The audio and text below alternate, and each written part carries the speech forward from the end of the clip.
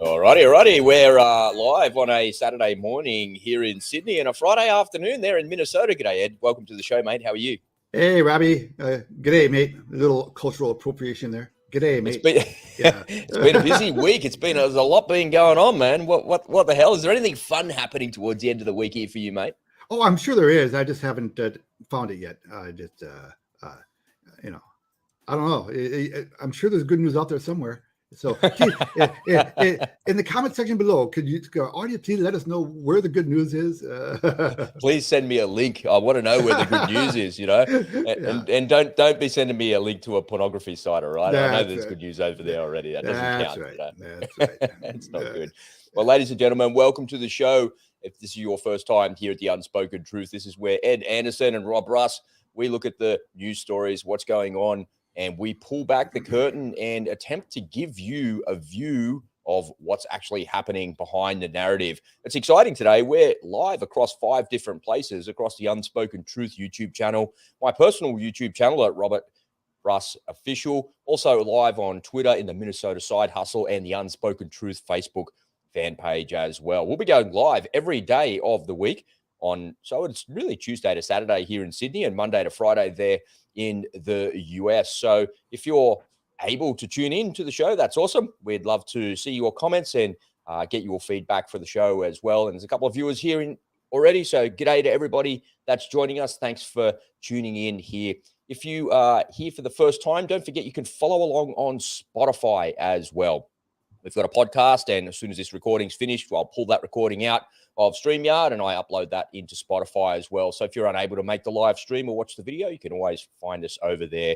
And we're also, of course, live over on Twitter, Rumble, and we've also got a Telegram channel as well. And we talk about stuff we can't generally talk about on YouTube here. And we talk about that over on Telegram, which is kind of cool.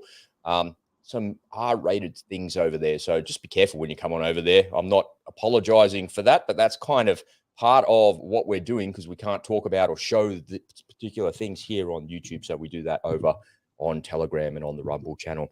Today on the show, we're going to be talking about Storm Shadow missiles that have been given by the UK and they're already in Ukraine. And I'm going to give you a quick analysis on why that is such a game changer for the Ukrainians and what that actually means. And the Russians are actually now threatening the UK and the Brits with military action, which is a pretty serious escalation. And it's funny, the normalcy bias that happens to us as we look at the conflict and this thing escalating. So we're going to talk about that for a little bit. South Africa have been supplying arms to Russia as well. They got busted big time doing that. I'm not entirely sure if they intended to do that, but if you're part of the BRICS deal, well, maybe they're all supporting each other. What's going on there? We do know the Chinese have been sending weapons over there under the guise of hunting equipment or something like that. Some garbage lie like that. We know the Chinese can't lie straight in bed, never mind speak something true on the world stage. Ed's going to talk about some critical levels in the market that we have to watch out for. It's an unavoidable topic. We keep talking about these bank collapses and the status of the financial markets, but you really need to have your finger on the pulse of what's going on, folks, because you're going to wake up one day and this thing is going to be an absolute basket case, and you want to be ready to react to this before it actually happens. That's what preparing is all about. That's what this actually means. And we're going to give you a heads up on all of that. And we're going to have a bit of a laugh towards the end of the show as well. Ed, have you got anything before we get this show on the road, mate? Yeah, special shout out to all of my WhatsApp friends in the Hey Ed WhatsApp group and in the Hey Ed community. And I wanted to ask you, Rob, just between you and me, so no one else listen to this. Is there a way for me to see the guests? Because I don't know how to see the guests who are watching the show. I can see the guests in the top left corner of StreamYard. I can see a couple of people watching right now. So hello there. If you click the comment section on the top right of StreamYard, you'll see that as well. If people want to offer a comment there, we can chat back and forth to you while Ed is talking, because I can barely get a word in on this show. I'll chat back to you. And then when I'm talking, Ed will chat back to you that way as well. So yeah, we want this to be interactive. It's a two-way thing that's going on here. We've got some exciting news. I wanted to share a little bit of news, not related to the news, if you like. Some news for you and I, Ed. We're about to kick off our website.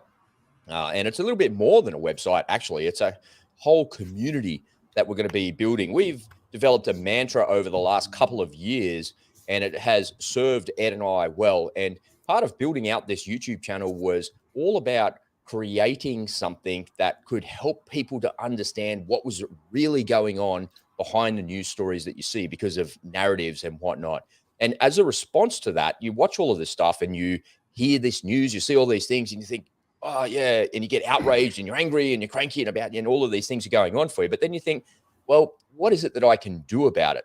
Well, there's 3 things, folks, that you can do about it. And it's the mantra that we've developed on this channel. So say it with me, Ed. We're going to reduce our exposure to the bank. Go ahead. There it is. There's the first one. We're going to buy some gold and silver. We're going to take the currency that we've got and we're going to lock it in, and we're going to lock that value in gold and silver. And we're going to create some streams of passive recurring income. And as I was building out the website in the last couple of days and building it into a community more than a website, because I think coming together as a community is critical. What we're going to be doing is giving you 4 masterclasses, ladies and gentlemen. So count them. There's 1, 2, 3, and 4 masterclasses.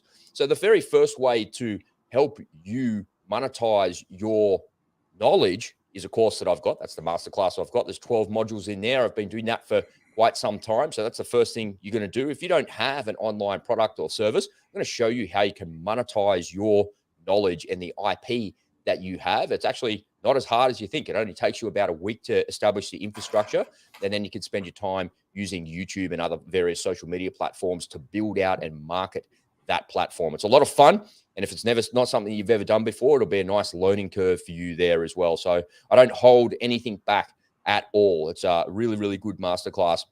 I've also decided to embed my Go All In masterclass. So that's something that I created during COVID, and it's something I've been wanting to do for a long time. It's kind of the crux of how I became successful as an entrepreneur and how I became a #1 podcaster a couple of times over.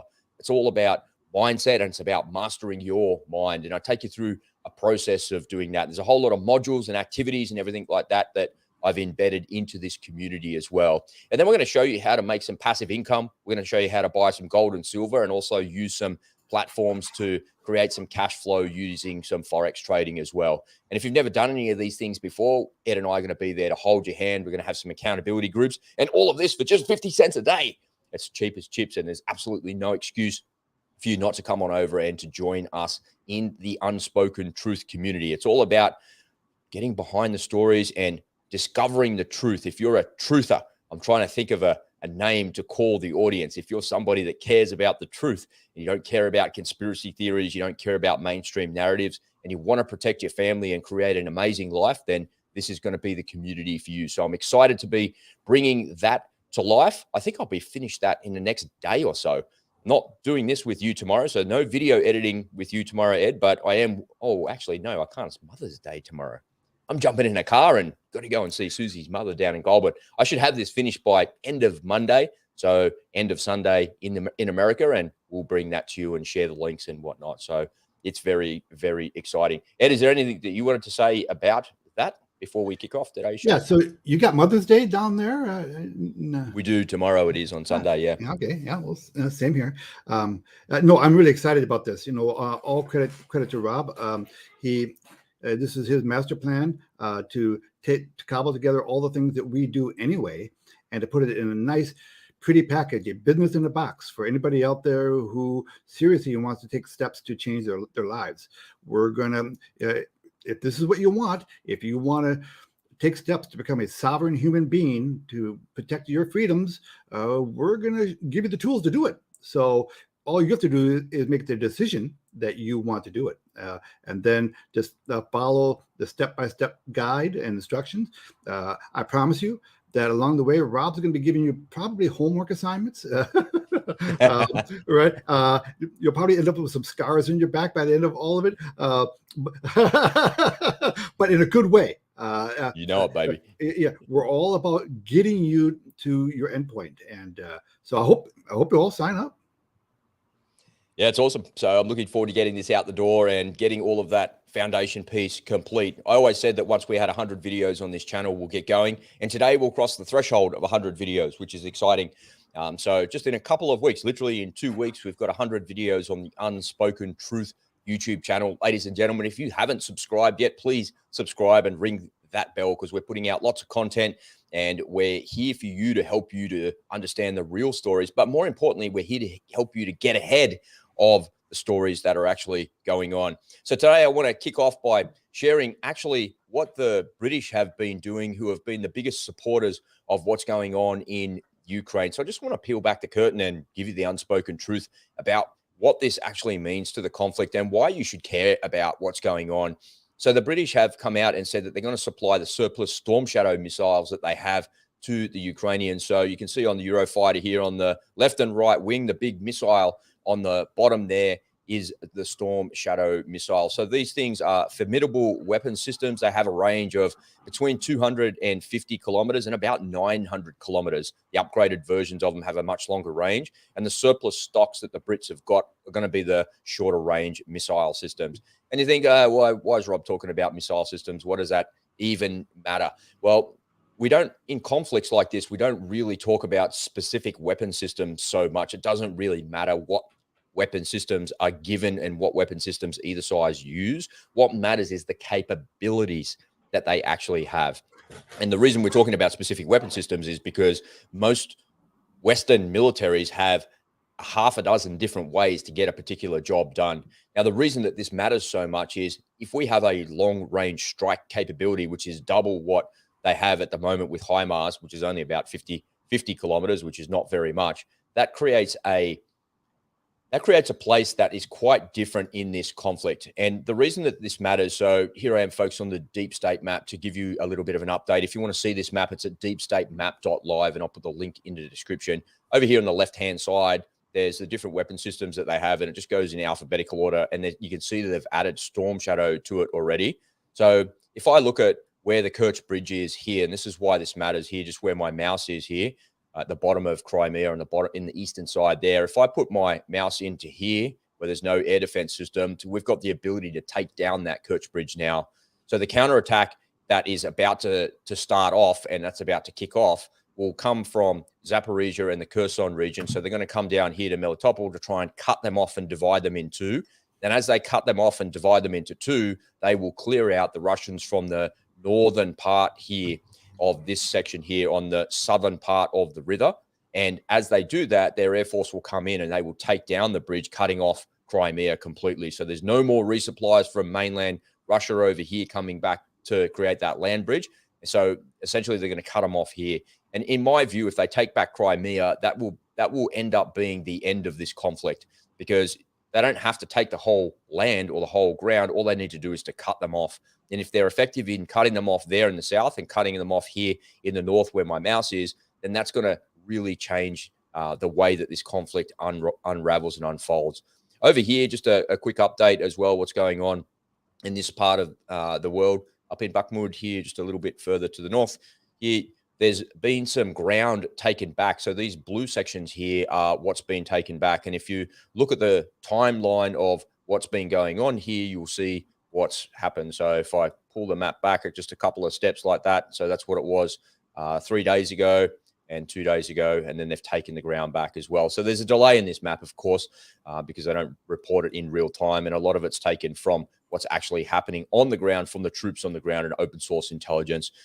So the reason that this actually matters is Prigozhin, who's the owner and the boss of the Wagner Group, has paid a heavy price. Between 20 and 30,000 troops have been destroyed in this part of the world. It was reported yesterday that a whole Russian brigade of 5,000 people was almost wiped out in the last couple of days down in this part of the world. And if the Ukrainians manage to push here to Klikivka, and then they can push in over here, what the Wagner Group are worried about is that the Ukrainians are going to be able to encircle the Wagner Group here and cut them off completely. So the Wagnerites have been trying to encircle the Ukrainians in Bakhmut, and they've never been able to actually really do that. They've just been going straight up the guts and doing the frontal assaults. That's why it's been so costly for them, and that's why so many people have died there.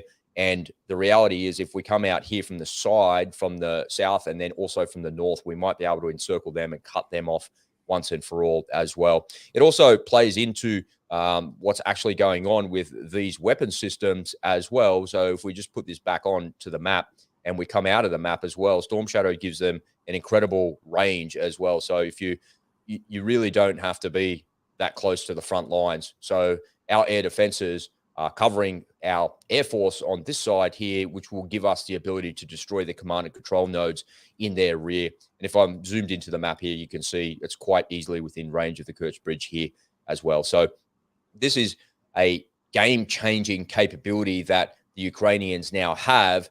And as we move forward with the counterattack and what's actually going to happen here in the south, this is going to be something that we haven't seen before. And I really feel like that we're going to be seeing military action on a scale that we just can't possibly believe. We just can't believe it. And it's like all of the training and all of the scenarios that every military in the world has ever planned for is about to come to fruition. And we're about to find out whether or not our stuff is good or bad, whether our strategies and tactics are good or bad, because we're going up against a vastly superior force in numbers. Russians have got just a lot more people than what we do. And you can't underestimate the Russians' capability either. So it will be really interesting to see how this plays out. And I think there's going to be some very, very heavy losses on the Ukrainian side. When we go on the assault, you're going to see it's going to be like a 5-to-1 loss for every one Russian that's taken off the battlefield. 4 or 5 Ukrainians are going to be taken off the battlefield as well. And they don't have an unlimited number of resources, an unlimited number of people. In fact, Zelensky came out in the last 48 hours and said that the counteroffensive has been delayed. And the reason that it's been delayed is because we don't have everything that we need in place. But the reality is you're never going to have everything that you need in place. At some point, you're going to have to step off and go for that assault and see what happens. And that's, for me personally, as I've been watching this really closely for the last year, the thing that worries me the most about this is that this is the last throw of the dice for the Ukrainians. Everybody is saying, the Americans are saying, we'll support you as long as we can. The Europeans are saying the same thing as well. We'll support you as long as you need it. It's going to be okay. We're here for you. But the reality is, if they send this counterforce in there to attack the Russians and they're destroyed, which is highly likely, they could be completely destroyed, that's the last straw of the die. Then what? Where do we go from there? This has either got to work or it doesn't. And I suspect that if it doesn't work, we're going to have this thing escalate, so NATO are forced to get involved. But it also says to me, in the last 24 hours, there's been a lot of reporting about Storm Shadow, the capabilities of it, what it can do, and every fighter pilot wannabe and actual fighter pilot out there is saying that this is a game-changing capability, and it definitely is. And the Russians have come out and said that if you do this, you're crossing a line, and we're going to respond appropriately with our military. So now the Russians are directly threatening the Brits. So you have two nuclear powers threatening each other. And I'm sort of just thinking, man, the normalcy bias that we have around this conflict is just unbelievable. If you rewind the clock to the start of February last year, before any of this happened, and the Russians are massing their troops on the borders of Ukraine, you'd be looking at that thinking, there's no way they're going to invade. Nah, they're not going to do that. And then one morning you wake up and they've stepped off and they actually have invaded.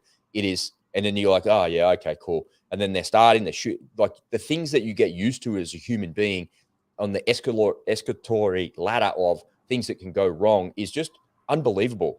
And if you rewind the clock 12, 18 months ago and said that the Russians were now going to threaten the Brits with military action, that would be the biggest news in history, that, hey, we're on the verge of World War III. Yet here we are. And the Russians are saying that openly saying that in the last 24 hours, and virtually nobody's reporting on it. And we are so close to the precipice of a nuclear exchange and of an all-out World War III NATO versus Russia conflict that people are so used to this rhetoric coming out of these politicians that everyone just goes, oh yeah, whatever, man. Like, is it even worth reporting on that anymore? Like, mainstream media is not reporting on it. Even like, you know, here we are as B-grade media, you know, analyst wannabes, and we're reporting on it. But are those other people out there reporting? No, they're not. They just don't care about it. It's like, it's not really a story anymore, because it just seems like Russian hot air and Russian bluster. But the reality is, you know, what you're seeing is what you're getting with these Russians. You know, they're doing what it is that they say they can do. And if they can absorb this counterattack, which is what they said they'll do, we'll just absorb it. We'll take all the losses, whatever. And once we take all the losses, we'll then go on the offensive. And then we'll be able to roll you up, because there's no way to actually stop you. So for me, it's a very, very tenuous time. And I think the Storm Shadow might just give the Ukrainians the edge they need to take back Crimea. And if they can take back Crimea and cut the Russians off completely, then I think that that will be a game-changing event. But it also could be an escalatory event, because the Russians have said, if you do that and you attack us, we're going to attack you with nukes. So there was Dmitry Medvedev said that a couple of times. He said, if you attack Crimea like that, we're going to attack you with nuclear weapons, because that's an existential threat to Russia. And when they took down the bridge, or half the bridge, a couple of months ago, nothing really happened. So if the bridge goes away completely with no chance of it being repaired, which is very, very possible now we've got Storm Shadow capability, then that's going to be a radical change in this conflict. And that's what I'm saying, is this is going to escalate. You don't think that this can escalate any more than it can. If 4,500 Russians were killed in the last 48 hours, like one entire brigade was wiped out, according to open source intelligence and not propaganda, then that says to me that what we're going to see in the coming days and weeks ahead is going to be far worse than that. It's very, very hard to actually comprehend all of this, folks. What I encourage you to do, if you want to get plugged into this and see what's going on, is to join us over in the Telegram channel. And the links to all of these things are down in the description already. You'll be able to see those links. I encourage you to pop on over and do that. I post a lot of stuff over there. Just remember that it's R-rated. Just be careful what you click on, because you might not like what you see. And once you see it, you can't unsee it either. War is a horrendous thing. It is unbelievable. And it just seems like such an absolute waste of life. You know, I'm not on the Russian side or the Ukrainian side or any side. I just want all of it to stop. And I want these politicians to talk to each other, because the politicians don't pay any price for any of this, none of it. And that's the thing that pisses me off the most about it. So that's where we're at. And I think the next couple of days are going to be very, very telling indeed. And I think we're going to move to the new phase, and then the very next phase of this conflict. What do you think, Ed? Have you got any feedback on any of that? Oh, I sure do. First of all, excellent reporting and excellent commentary. I love it. And, you're the best. Between the two of us, now everyone knows why you're the military expert in this channel. No, you know your stuff, man, in every aspect of it. But yeah, I do have some opinions here. I mean, Ukraine probably sees this as a war with Russia, and the mainstream media sees it as a war between Ukraine and Russia. But I promise you, the rest of the world sees it as a proxy war between America and Russia. And so this isn't just a war between Ukraine and Russia. This is a proxy war.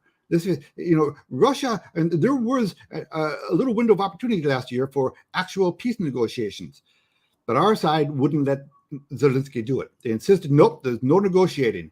You want our aid? There's no negotiation. We've gotten in the way, and I think at several points along the way, of actual peace negotiations.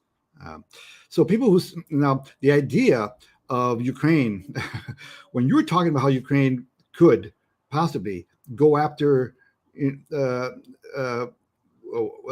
Crimea, I'm thinking, holy cow, because I do know that from Russia's point of view, from Putin's point of view, that's a non-starter. That's non-negotiable. For him, Crimea is Russian soil. And if Ukraine makes an actual inroads into taking over Crimea, that's where I'm going out and finding the best secondhand nuclear suit I can find, because that is. And now look, for American politicians, using the word nuclear is verboten. You'll never hear a politician mention nuclear anything, because that's kind of an unspoken thing. We're not going to bring up the nuclear word when talking and negotiating with others. But Putin, he mentions it every day. He has no problem mentioning it and telling everyone, listen, I am willing to use them. And listen, maybe you don't believe him, but look, when a madman tells you his plan, you're usually better off, believing them. So anyway, so yeah, you don't want to take that risk. Yeah, right. The difference between the Russians and the Americans there is the Russians are coming out saying it all the time, because the Russians train to win a nuclear war. They believe that they can win it. Mm-hmm. And in some ways that is actually correct. But on our side, we still have that Cold War mentality where a nuclear war can never be won, so it should never be fought. Right. And that's the doctrine of mutually assured destruction, right? So we're going to destroy each other, so we should never do that. But, we've got these weapons to keep each other at bay, but don't get any ideas, yeah? Because if you launch on me, I'll launch on you and we'll destroy each other. Okay, cool. And that's what's prevented it up until now. But now there's no more negotiation. There's no more red line telephone directly to the Kremlin talking to each other about these types of things. You just don't know where this escalation is going to go. And if you look at the Russian doctrine and the Russian way of war and the way they've been fighting in the last year, they follow the doctrine. They work exactly to what is written in their doctrine. And that's part of the problem that they actually have, is the strategies and tactics that they're using from the 1970s and 1980s and that Cold War mentality is what's getting them destroyed on the battlefield. And if they were able to shift and maneuver into a combined arms operation, but you can't do that in real time, it's impossible because they haven't trained together, they would be way more effective than what they are. Now again, this might sound controversial, but it's my opinion. Okay. I think Zelensky is a man who is for sale. I don't think he is quite the patriot that everyone thinks he is. And I think there's a fair chance that he could end up at a conference table pretty soon, signing a BRICS agreement to join the BRICS. And then, heads of the Pentagons are going to be exploding, and then he's going to take a little pile of, take a couple of suitcases, a couple of trunks full of money, and he's going to move to Switzerland or the south of France, or Qatar with the Taliban leader. Yeah. So I kind of think that's the way this is going to end. I think if there's going to be a negotiated peace, it'd be something along the lines of there's going to be a puppet government in place in Ukraine that's going to pretty much do what Putin wants. Yeah, Ukraine, it'll be independent on its surface, but in practical terms, it's going to, they're buddy with. That's something that maybe Putin could live with. Okay, you're not officially a part of Russia, but in effect, you're part of Russia. It's kind of like Belarus, and Belarus is an independent country, but they're buddy with Russia, right? So they're not a puppet state; they're an independent state, but their relationships are so tight that Russia doesn't consider Belarus a problem, right? I'm guessing, I'm hoping actually, that's the way this pans out. And before you people out there start screaming to me about freedom and how we have to defend freedom, give me a break. This war is not about freedom. If our powers to be were really worried about freedom, there's a lot of low-hanging fruit out there they can go after to defend freedom. I think this is about other issues, and that's why I think they do not want a negotiated settlement with Russia, because our powers to be sees this as a proxy war with Russia, and we want to win it. And that's why you have the powers to be saying whatever it takes. So I don't think they're going to end up with a whole lot of freedom there by the end of this when it's all over. I think Ukraine is going to look an awful lot like Russia. And remember, Ukraine is it is the most corrupt country in Europe already before all of this. So there's not a big stretch between the Russian version, the Soviet version of Ukraine and before the war. I don't know. But what the last thing that I want is, ironically, I do not want to see Ukraine successfully take on Crimea, because that is, I do believe, Putin at this point, for him, I think that is the red line. And that's what really worries me. And that's where I think, I don't know, what do you think? Yeah, I think you're right. And the Ukrainians know that if they take Crimea back, that red line is crossed, but also that's the end of the Russians in that part of the world. So that's the key to ending this conflict. We've been saying that right from the start. The way to make this whole thing go away is to take back Crimea, to destroy the Kerch Bridge, and then it'll all stop. But the Russians have threatened to use nuclear weapons over that, since that's an existential threat. Yeah, now, I want to make a couple of kind of humorous points here towards the end. And sorry, there's a little bit of a delay in our broadcast there. The one thing that's happened in the last couple of days is the South Africans have been busted supplying artillery rounds to the Russians. There was a ship that was in port, and they're like, "Hey, what's that Russian ship doing here? What's going on here?" And apparently there's a whole bunch of artillery rounds on there. And I want to be careful that I'm not a mouthpiece or an instrument of deep state reporting on something that they want you to see. But the reality is there's evidence about that, and it's been reported from multiple different sources, whether that's kind of leaked deliberately to get your attention over here while something else is going on over there. I don't know what the unspoken truth is there, but in the event that the South Africans are supplying weapon systems to the Russians, it kind of makes you scratch your head going, well, what are you doing? Yeah, sure, you're part of the BRICS alliance, you're part of BRICS, but does that mean that you're actually supporting the Russians? Well, if we look at BRICS for a second, Brazil, Russia, India, China, South Africa, Indonesia, so it's BRICS plus, right? And there's a couple of other countries. There's many countries across the world that actually support the Russians in what it is that they're doing, and they buy into all of their rhetoric. The Brazilians are kind of on the fence about everything, and they're a vassal state of China anyway. The Chinese are in there supplying weapon systems to the Russians under the guise of hunting equipment and other things that are happening. But then they're also in Ukraine, in Kyiv, in the next couple of days with somebody who's going to be attempting to negotiate. So an emissary of some description. I don't even know what you would call it. It's not the Chinese ambassador or the foreign minister or anything like that. It's a representative of the CCP there trying to get in between the Russians and the Ukrainians to negotiate a deal. So BRICS, Brazil, Russia, India are buying all the Russian oil, turning it into petrol and selling it back to us. And we're funding the actual Russians on their turf in this war. Like, what? I saw an article earlier. I didn't really get much of a chance to actually look at it. I was going to look at it after this. There's 19 different ways that the Russians circumvent sanctions. And that is one of the ways that they do it, is the Indians buy all the Russian oil well below the market value because there's a price cap on the oil at the moment.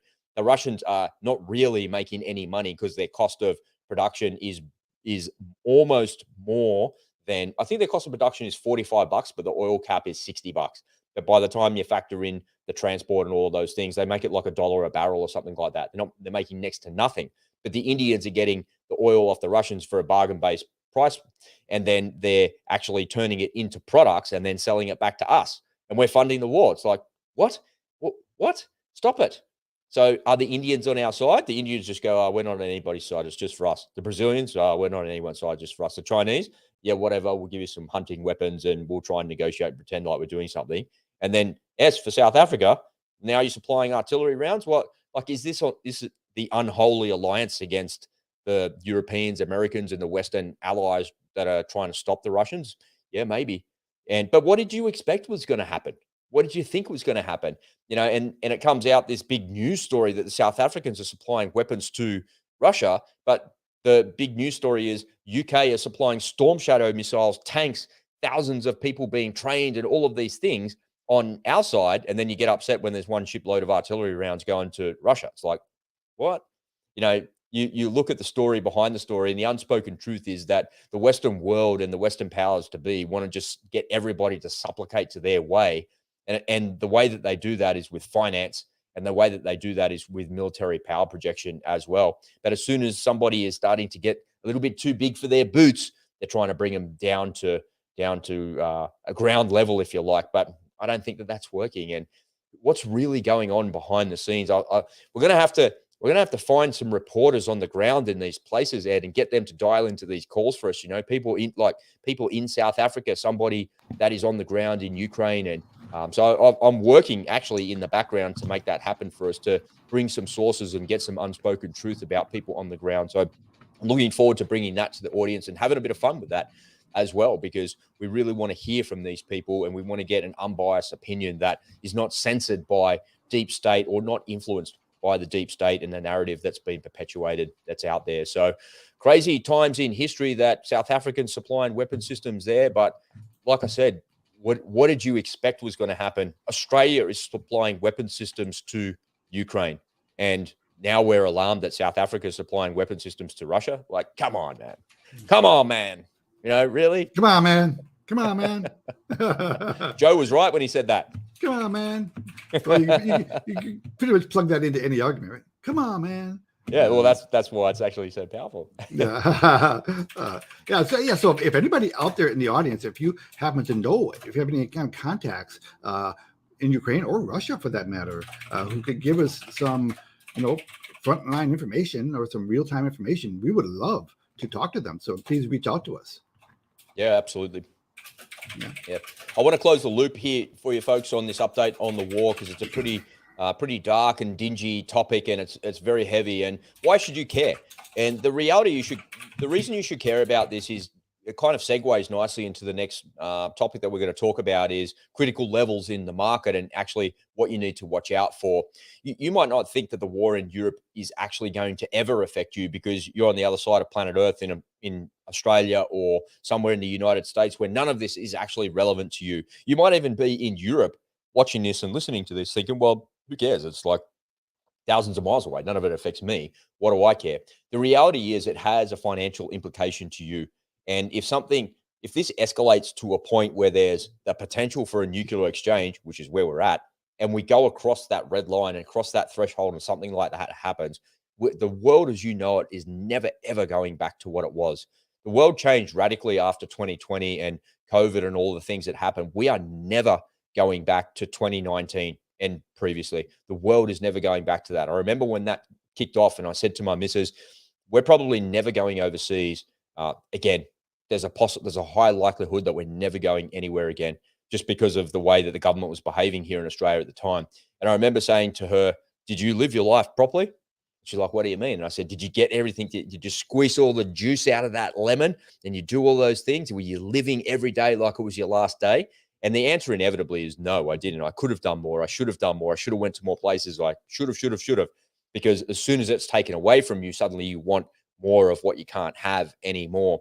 And the reason that it's important to keep one eye and one ear on what's going on in this war in Europe is because if it goes to the next level, and we're going to see it at the next level in the next week, in the days and weeks ahead, really, you can count it in days before this counter assault actually gets going. It's going to change everything.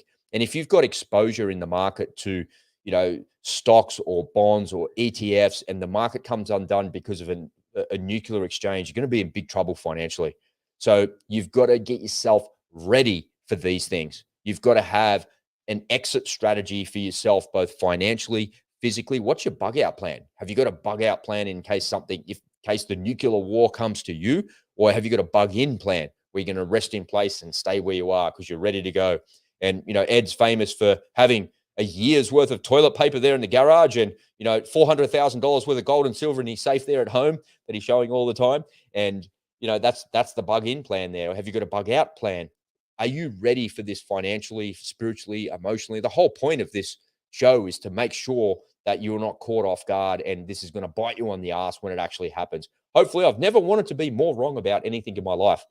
Unfortunately, the last year of watching this military special operation unfold, I haven't been. I've been right in all the things that I've said, and it's been playing out the way that I thought that it actually would. And I'm really worried that it's going to continue to play out the way that I'm saying, where the Ukrainians are not successful in this counteroffensive and they get their asses handed to them. And then what? What happens then? Either way that we look at this, the Ukrainians are either destroyed and that's the end of them, or they destroy Crimea and that's going to be the end of them. Either way, it's a bad outcome. There is no best, worst outcome. There's only a really worse outcome of what's happening, and you need to be ready for that. And one way to be ready for that is by looking at the critical levels in the market. Ed, let's transition to that and segue into that. What do we need to watch out for so we don't get our fingers burnt? All right, very good. Thank you, Rob. Yeah, so there went back my retirement plans for Kyiv, by the way. I completely screwed up my plans. Not to joke, but Kyiv, by the way, is a beautiful city. If you do some YouTube searches and you look at some of the old architecture, it's actually a beautiful city, as well as a lot of those cities out there. Okay, so yeah, let's get to it.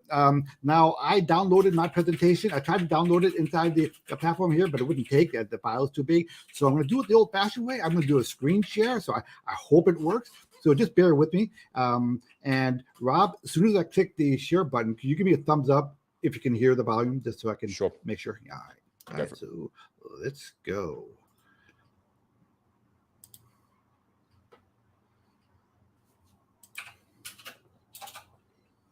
Share the screen. Alrighty. Okay, so what would actually happen to the markets if they don't manage to raise the debt limit in time? All right, so let's talk about it.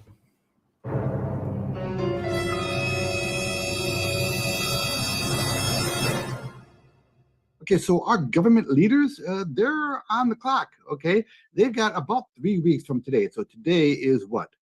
May 12th. So, so they've got to manage to raise that debt limit. And if they don't, I want to talk to you about what the consequences are. Now, listen, our government has a history of this, right? Going right up to the edge. And usually what happens when they get to the situation where they can't get they pass what they call a continuing resolution. Maybe it's a way to buy them some more time. And that could very well be what happens here. Now, there have been a lot of financial advisors out there these days on YouTube and on the talking head shows saying that this time could be different. And they do have a point there. This time around, things are a little bit different. Now, we have an administration who they do not want to negotiate at all about the spending package, which actually puts them at odds with the Federal Reserve, right? So at a time when the Federal Reserve is trying to fight inflation by raising rates, the administration is spending more money, which causes inflation, right?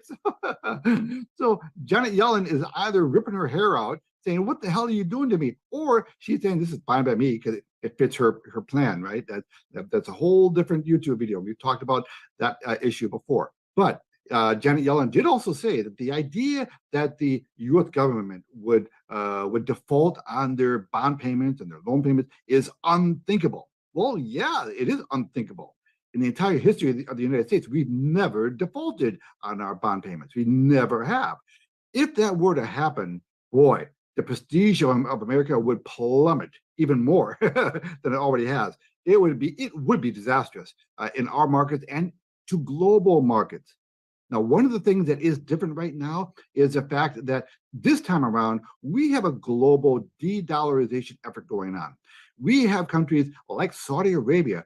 The Saudi Arabian Sovereign Wealth Fund announced publicly that they're actually shorting our markets. So they're betting on our markets going down. So they are actively trying to take us down. A lot of governments are getting together to take down the US dollar. And so this is a relatively new phenomenon where there's an active global effort to take down the US dollar. So there are a few things that are different this time around.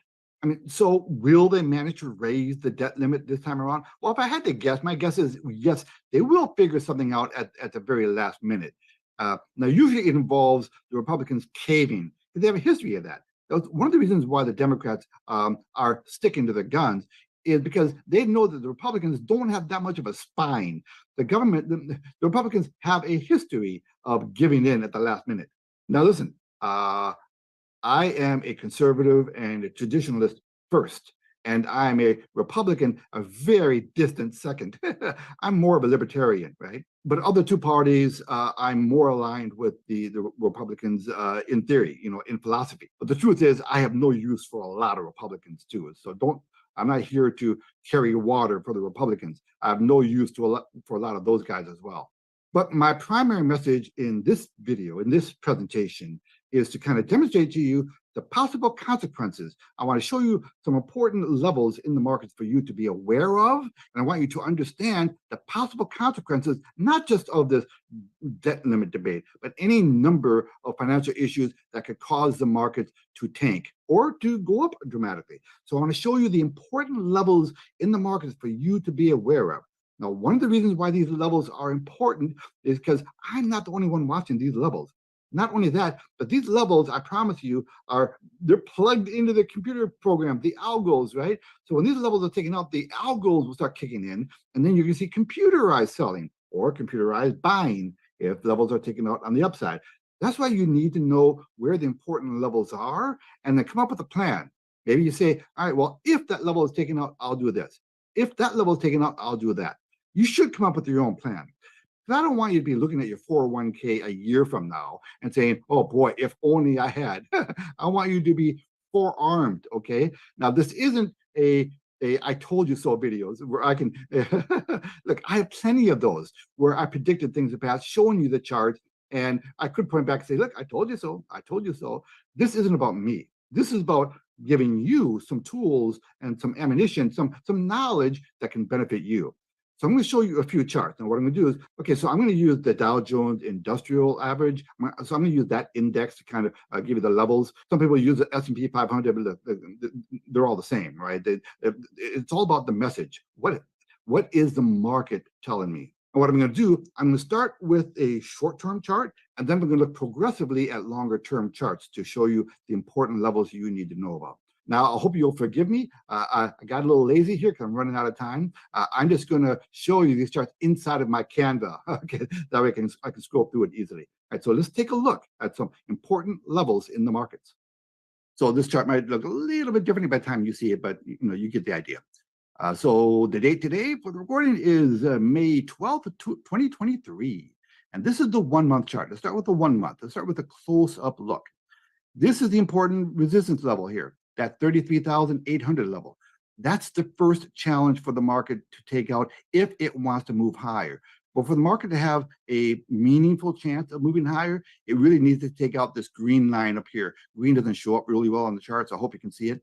That comes in at around 34,300. Really, if the market is going to have a meaningful chance at a significant rally, that's its first big challenge. It's got a minor challenge here at 33,008, but the real challenge, it's got to get above that 34.2 if it has any real chance of going higher in a significant way.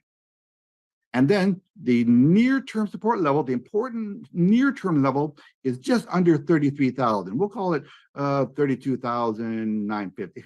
It's just under that 33,000 level. So these are the three important levels at the moment. Now, if we pull back a little bit and we look at the 3 month chart, you get a better idea of consequences. Now you can see why that green level, that resistance level, which we just talked about, is so important. It's got a double top there, and just came off of a rally, and this rally here did not manage to take out that previous rally. So that tells me this market is losing steam on this rally. If the market goes below this red line around, that 32,009 area, if it takes out 32,009, then you're gonna see programs start to kick in. The next support level is down here around that 31,500 level. This is the next support level. So if this level is taken up, the next support is down here. This would be my next target. Let's pull back a little bit more.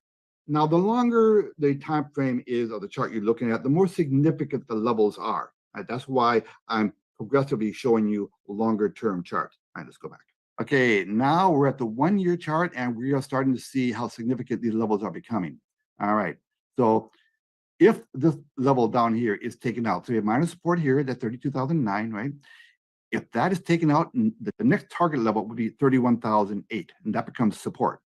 And this is where I would expect the market to find some support. This is where it should stop going down a little bit. Now, it might put in a little bit of a rally. That's what happens when important support levels are gotten to. It's defended by the bulls. But if that level at some point is taken out, the next level is 28,008. You can see this is the next important support level. All right, so let's scroll out a little bit more. This is the 4 year chart. If you look back here, you see this QE sugar high. This is a 2 year sugar high rally caused by a very aggressive QE program, basically free money. This is where the Federal Reserve had interest rates at 0%, and it was free money.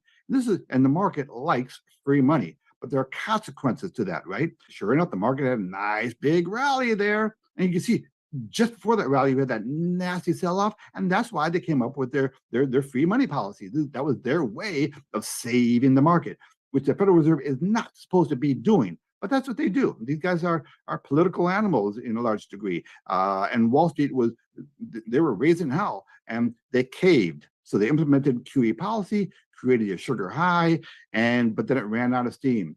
The market put in the double top right here, and since then the market has not been able to get anything going. Since that big rally and since this double top, we have been largely in a sideways move in the market, just a real sloppy trading range. That's why this is a trader's market. There's a lot of volatility in here. There's a lot of room for active traders to make money. But for an investor, if you got your money in the 401k, you're not taking advantage of these big swings. So you've gone nowhere. Your 401ks, your investment money has done nothing. So this is not an investor's market. This is a trader's market. But let's get back to the support levels. All right. So if this support level is taken out, remember, we just looked at it up here, right? If that level is taken out, the next target is 19,005. It's way down here at the beginning of this QE sugar high rally. That's where the next objective is. So am I predicting that these levels are going to be taken out? Not necessarily. Look, first things first. First, we have to watch the levels be taken out. Now, why those levels are being taken out is almost irrelevant, because this is the way Wall Street thinks, right? It almost doesn't matter what the reasons are for the market selling off or breaking out. They're looking at levels. Remember, as we talked about before, fundamentals don't mean anything. Why stocks, why bonds, why cryptos are going up is irrelevant. Remember, you're not trading stocks in the case of the stock market. You're not trading cryptos. You're not trading bonds. You're trading people. And people are emotional beings. That's why the market will never be rational. But we can look at human nature. We can look at emotion in the charts. The charts are just, pictograms. They're just pictures of human emotion. They're a way of visualizing human emotion. You can see where the fear is. You can see where the greed is. You can see where the complacency is. It's all built into the charts if you know how to read the charts. So if I were you, I would identify the critical levels in the markets, both on the upside and the downside, and you might want to consider making decisions accordingly. For example, if that critical support level is taken out, you might want to consider, going to cash or becoming more conservative, or at least maybe putting a portion to cash, whatever. The money you don't lose is just as important as the money that you make, right? As Rob Bruss would put it in military terms, discretion is the better part of valor. Now, there are a lot of people.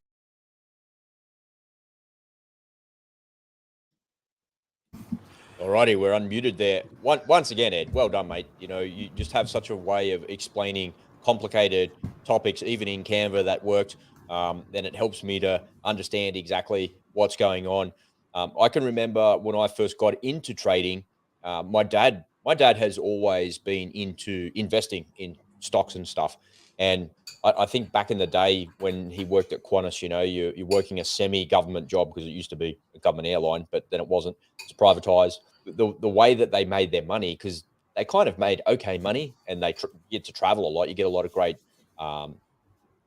perks, I suppose, is what I'm trying to say. But they don't have a way to build wealth, because there's only so many hours in a day that you can work when you have a job. So all of them were into investing, all of them. And my dad was forever buying stocks and everything like that. And I remember when I first learnt about trading, just reading charts and doing everything that you just did there in that analysis, I remember saying to my old man, hey, do you have stops in place? He was like, what? I'm like, don't you have stops in place? He's like, no. I'm like, what? Why you put like X amount of dollars into a stock? You're buying something, right? You're buying Commonwealth Bank or AGL or whatever you're buying, and the price goes up. But if the price comes down below where you got in, don't you want to cut your loss? He's like, no, I don't do that. I just put it in there, and over a long period of time, it'll go up. And he was 100% right. He's just investing in these blue chip things, and over a period of time, he made a lot of money doing that, and he really built huge amounts of wealth just doing that. Just like, I think I'll get this. I reckon this will go good. Yeah, I don't know. Put it on the nose of number 7 in race 9 at Randwick, will you, on Saturday? And that's kind of what he did, but over a really long period of time. And over time, more went up than went down. And over a period of time, these blue chip, large major companies become more valuable. So his holdings became more valuable. But I think the reaction to those levels being taken out is, if you're trading this market, or even if you're investing in this market, is you need to have a stop. You need to put your stops there to stop the bleeding before it gets to a point where you're like, oh. I don't know. What do you think? That's the only reaction I can think of to the market. Well, buy and hold is a con game that was forced upon the unsuspecting public. It was a sales gimmick to get people not to sell their stocks, because Wall Street doesn't want you to sell your stocks. They want to keep your money in-house. Okay, that's how they make the money. So that's their message. Their message is, as long as you hold on long enough, don't worry if it's down 50%. Don't worry if it's down 80%. That's what happened to my dad. Just hang on. In the long run, you'll make money. Now, over the course of 60, 100-year period, you're probably, but there have been 20, 30-year periods of time when the market's gone down. Okay. Yeah. So what if it worked for you beautifully for the first 40 years. You're ready to retire in 5 years, and then you hit that bear market and it goes down. Well, do you have 50 years to hang out for? That's India. Buy and hold is not a strategy. That's what's sold to you, ironically, by Wall Street. Buy and hold, buy and hold, buy and hold. They don't buy and hold. That, trust me, they're not buying and holding. Okay. They're trading, man, but they don't want you to trade. They don't want you to put your stops in. They don't want you to limit your losses. Buy and hold, that's not a strategy. That's hoping, and hoping is not a reliable strategy. And just doing a few little things. I mean, in the 2008 financial crisis, there were a lot of 401ks that got decimated, and a lot of people did not recover from it. Right, a lot of people, their 401ks went down, and they had to sell the little crumbs just to survive. And so a lot of lives were destroyed during that financial crisis. And a lot of people either didn't come back or it took an awful long time to come back. So, being a little bit educated and have a little bit of a plan, it doesn't take very much. Just a few tweaking makes all the difference in the world. I like the idea of, okay, I'm not interested in trading actively, but I'm going to call my 401k guy and I'm going to say, all right, put a 10% down limit on the guy. So if it goes down 10%, you'll limit your loss to 10%. All right. So if the next crash comes, you can go back in with that same money and buy that same stock, probably 3 times as many of them for the same amount of money. Right. So a few, the whole idea in trading, right, is keep your losses small, let your winners run. Well, you take that same concept, you can apply it toward your investing. You're just using a different time frame, right? So when you're trading actively, you might use the 5-minute or the 1-day chart to find your patterns. If you're an investor, you say, okay, I'll use the weekly chart. But you're looking for important levels. You're taking a bigger picture, and those little changes, they're not complicated. They're very simple once you think it through. They make a lot of difference. So it does pay to put a little thought into what you're doing. And of course, you could always, like what I do these days, is I farm out my trading to projects like DaisyFX and let them worry about the profit losses and the risk management, and they're killing it. They're crushing it. So I'm getting trader type returns without having to trade. So that's one solution for some people out there.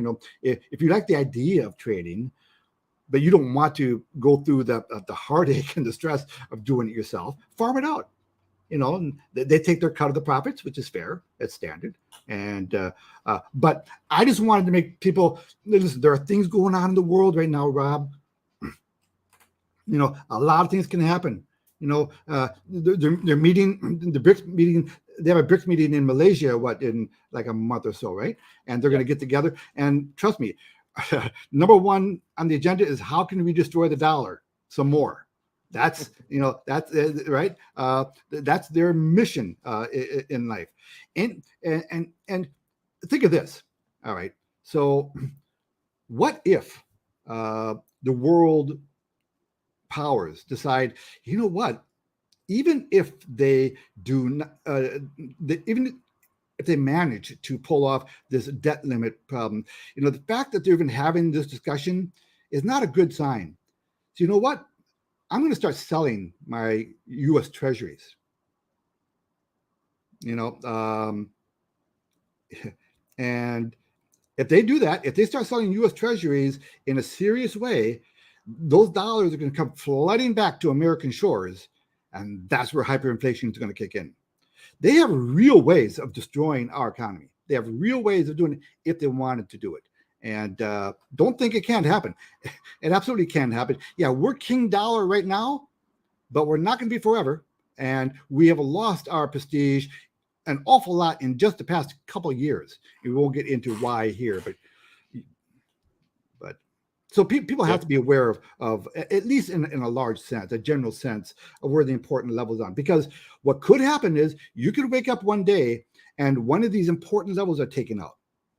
And if that happens, okay, the downside can be tremendous. It'll be fast. It'll happen so fast, you're not going to have time to react. That's why you got to think ahead. when you start seeing the market approaching that important support level, you might want to, might not want to wait for the break. You might want to start lightening up early. Anyway, that's all. Just wanted to make sure people were aware of some important levels. Yeah, it's great. It's great information, Ed, and it's a great macro view of what's going on. And I think that's very, very important that you keep one eye on these things, even if you don't have any exposure to that side of the market in your portfolio. I think the most important thing is that you've got one eye on what's happening over there, because what's happening in the stock market, if that goes away, it's going to affect everything else. It affects the gold price, it affects your property market in the country that you're living in, it affects the crypto stuff that's going on and all the commodities as well. Because if money's coming out of the stock market because people are clearing out because those levels have been taken out and it looks like it's on the way down, and you have that that contagion that happens, it says, it takes forever, it takes years and years for it to rally to its high, and it takes a couple of days to go back to where it was from 3 or 4 years ago. And I look at it, you had that level of 19,000 in the Dow, and I was like, when you did that, I was like, oh, imagine if it went back there. The whole world as you know it would come undone. The banks would collapse. All these public companies would go away. And, the best we could probably do to support that would be a nuclear war. The only way to stop it, right, is to get the war economy going. And that's why we're on the precipice of it all, and don't be stupid in thinking that the government won't take you all the way to the edge and look over the abyss to do that, to get so the country doesn't get decimated financially. Because if it does, then everything goes away. Like you've used all of your chips, you've cashed in everything, but there's nothing left, and you're no longer the world's superpower, and somebody else is going to take over, and the American government won't have that for sure. So it's a very, very scary time. And you're right to mention that it won't just be the stock market, or it won't just be the bond market, or it won't just be the real estate market. We are in what we call an everything bubble.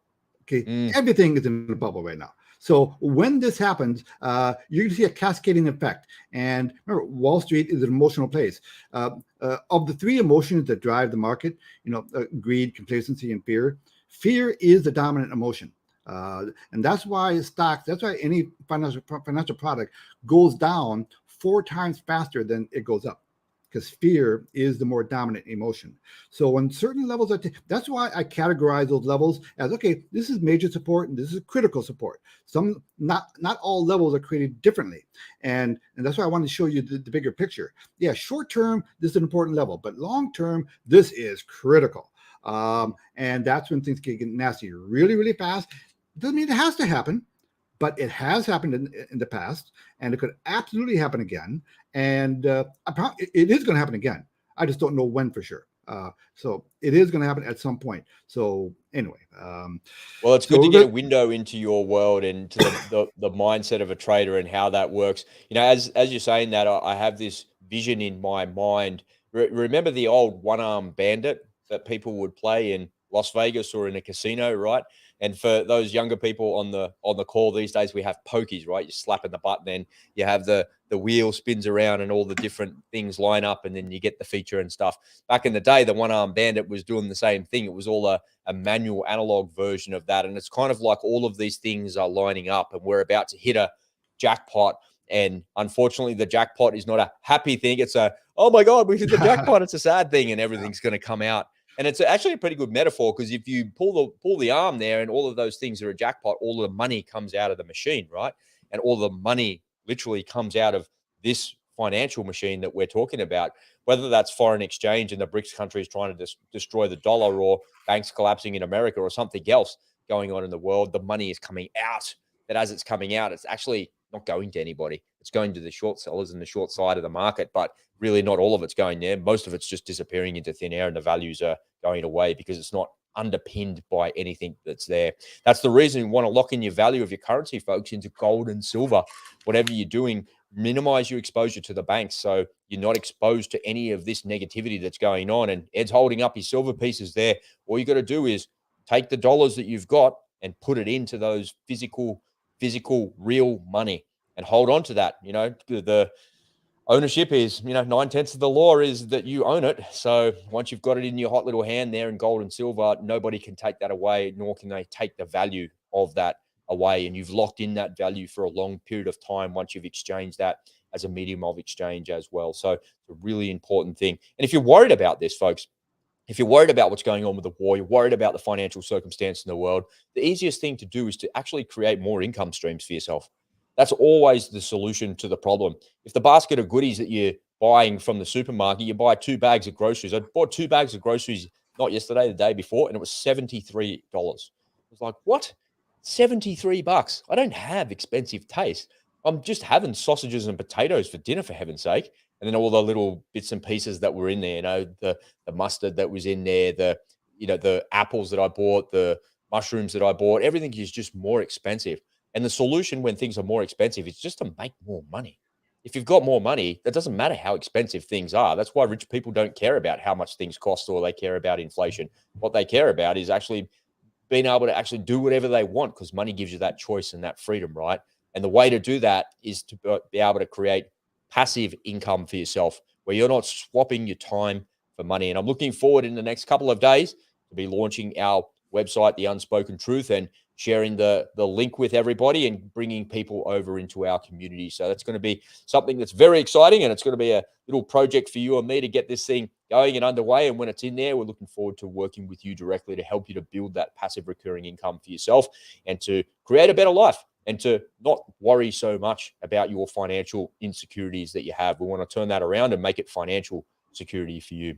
Well, ladies and gentlemen, that pretty much wraps it up for today's show. It's been fun going live here.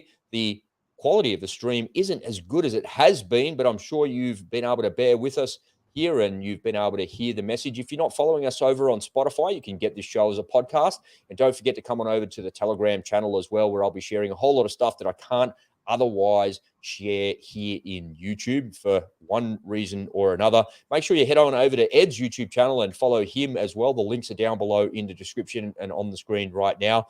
And we'd love to hear your feedback. So why don't you leave us a comment? If you've got a question, put the word question in front of it. Leave us a question there, and people in the community will answer the questions for you, and we'll jump in there and answer as well. But for now, I want to wrap up today's show by giving Ed the last word. What have you got for us, mate? Have you got any final thoughts for us? No, I was trying to think of something clever, but no, just, look, thanks for tuning in. If you haven't subscribed, please subscribe. And we have a lot more bids coming, so please stick around. And please, I hope to see you in the new program that we're doing. I'm very excited about it. So thanks for being here, guys. Thanks, everyone. See you in a couple of days, Ed. Just bye for now.